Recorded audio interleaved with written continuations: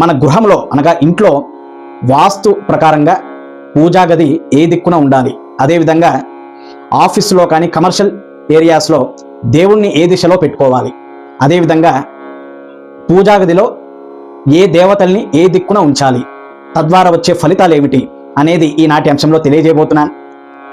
ప్రప్రథమంగా ఎవరైతే నా ఛానల్ని చూస్తున్నారో కొత్తవారైతే సబ్స్క్రైబ్ చేయండి. వీడియో నచ్చితే కనుక తప్పక లైక్ చేయండి. మీ అందరి ఆదరణ ఎప్పుడు కూడా ఉండాలి.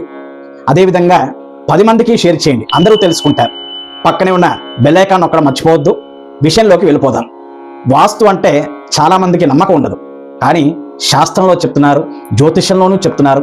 వాస్తు శాస్త్రంలో ఏమని ఉందంటే, ఎక్కడైతే గృహంలో వాస్తు చక్కగా ఉంటుందో ఆ గృహం అంతా కూడా లక్ష్మీ కటాక్షము అలాగే భగవత్ కృప ఎప్పుడు కూడా ఆ ఇంట్లో ఉంటుంది.